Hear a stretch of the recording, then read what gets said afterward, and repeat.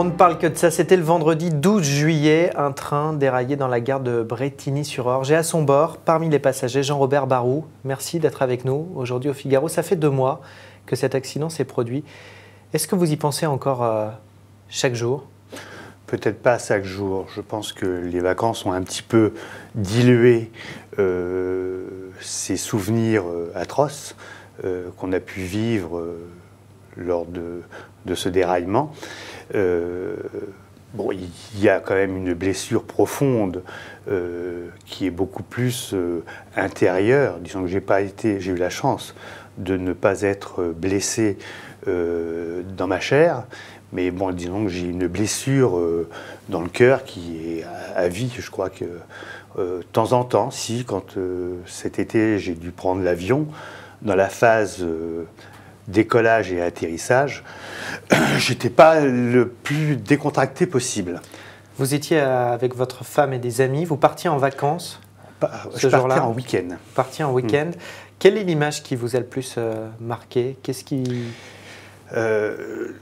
Au niveau de l'accident par lui-même, on se demandait ce qui se passait. On n'avait pas vraiment conscience que ça allait durer autant de temps. L'image qui m'a le plus imprégné, et je crois que cette image, je la garderai à vie aussi, c'est quand je suis descendu du wagon par l'avant. Je me suis trouvé dans un amas de ferraille et là j'ai vu malheureusement 2 corps sans vie et le regard fixe d'une de ces personnes qui n'a pas dû comprendre ce qui se passait, et ce regard m'a vraiment affecté. Et c'est quelque chose qui...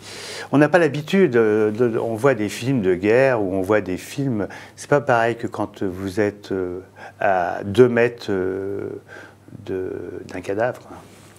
Vous avez été suivi à l'époque? Oui. Je pense que la SNCF, de ce côté-là, a bien fait des choses. C'est-à-dire que très vite, une cellule psychologique a été mise en place. J'ai été contacté. Au départ, je pensais que c'était pas nécessaire. Et encore aujourd'hui, vous êtes suivi? Non, j'ai pas. Disons que, comme je vous disais tout à l'heure, les vacances ont un petit peu éloigné toutes ces images qui étaient omniprésentes 2 semaines après, voire 1 mois après. Ça vous aide aussi d'en parler dans les médias?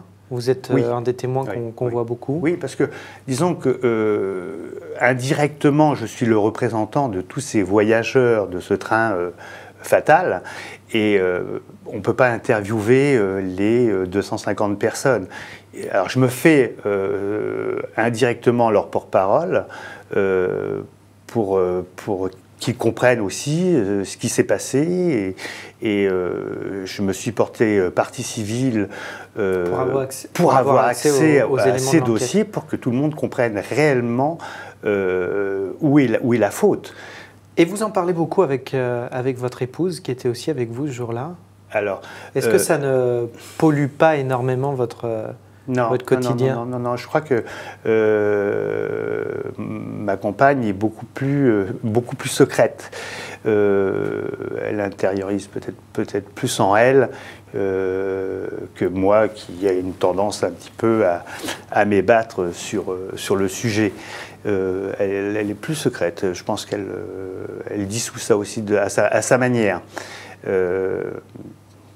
Bon, c'est 2 caractères différents. C'est peut-être pour ça qu'on s'adore. Vous l'avez dit, vous vous êtes porté partie civile pour avoir accès aux éléments de l'enquête. Il y a beaucoup d'informations assez contradictoires. Aujourd'hui, il y a les informations du Figaro qui pointent les anomalies de l'enquête, les anomalies matérielles autour de cet accident. Vous êtes dans quel état d'esprit? Est-ce que vous vous dites on a pu finalement nous mentir? Est-ce que vous vous dites on va vraiment avoir accès à la vérité? Je vais vraiment savoir ce qui s'est passé le 12 juillet? Alors, disons qu'on va plus vers une négligence. Je pense qu'au départ, moi je pensais que c'était une malveillance, mais non, ce serait plus une négligence. On va avoir disons, une réunion le 28 septembre avec le préfet, avec différents organismes qui vont peut-être donner aussi une explication sur cet accident. Alors, est-ce qu'elle sera à 100% je ne pense pas, mais au moins, si on peut avoir déjà d'une manière naturelle des réponses à quelques questions. Il y a un scénario que vous privilégiez? Moi, je pense que l'effectif de la SNCF était, disons, pendant les vacances, le week-end, il y avait peut-être moins de monde à contrôler ces voies, et je pense qu'il y a eu une défaillance humaine. Il y a une autre des victimes qui a témoigné dans une interview pour dire « on ne veut pas devenir les oubliés de Brétigny ». Est-ce que c'est aussi votre crainte que finalement les mois passent, on ne sache pas vraiment ce qui s'est passé et puis qu'on passe un petit peu à autre chose? Ah oui, oui, là c'est pour ça que mon avocat, maître Gruvez, suit vraiment l'affaire pour ne pas lâcher. On ne veut surtout pas que ça soit ensablé dans la paperasserie. On veut vraiment avoir des réponses claires. Et, vous pensez malgré tout qu'un jour vous allez oublier ce qui s'est passé? Non, c'est impossible. C'est impossible parce que le cerveau a enregistré quelque chose d'anormal.